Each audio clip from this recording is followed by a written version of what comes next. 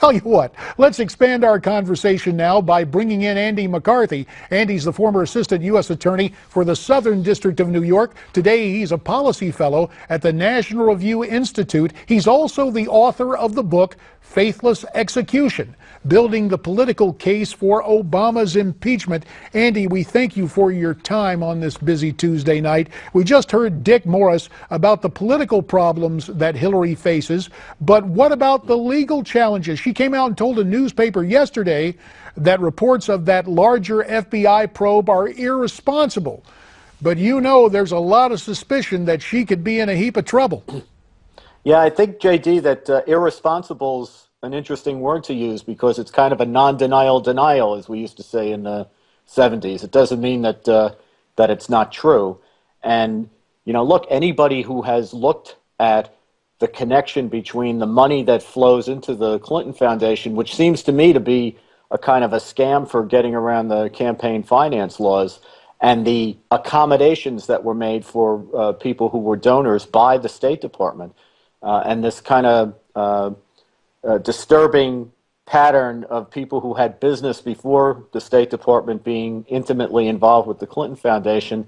Obviously, that's the sort of thing that's going to get the FBI's hackles up, particularly when you look at some of the prosecutions that they've done. Yeah, it may have the FBI's hackles raised, but overall in the Department of Justice, there's more than some suspicion about the current Attorney General. For example, Marco Rubio, of course, running for president as a Republican, says he's convinced the current administration is covering up wrongdoing, and he says it would be different were he president. Let's watch what he had to say.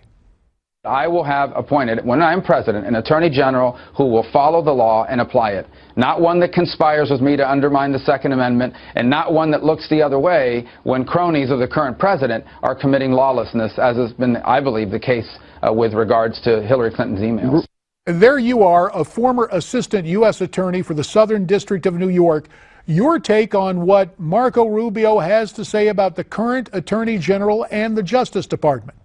Well, the proud tradition of the Justice Department, JD, when I was there, was that it was apolitical in terms of prosecuting actual cases. Now, politics always enters into what a president or an administration's priorities are. You know, are you going to go after terrorism, or are you going to direct resources to, say, you know, Medicaid or Medicare fraud and that sort of thing?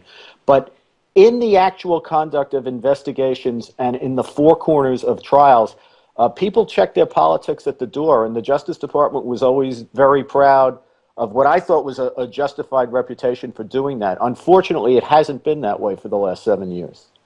Well, with Attorney General Loretta Lynch basically taking orders from the White House, do you believe the administration would be so bold as to try to put the kibosh on what the FBI is doing? About 30 seconds. You know, I think that Obama wants to keep Hillary Clinton at arm's length. I suspect that he doesn't want to be the one to put the dagger in her, but that doesn't mean that that's the end of her problems. Jim Comey is someone I know for a long, long time. That's going to be a very methodically put together case.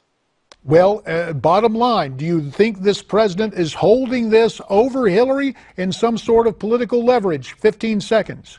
Everything this president does is political, and everything the Justice Department has done under him is political. I have no doubt that if we were talking about someone who was antagonistic to the president, she'd be in handcuffs already.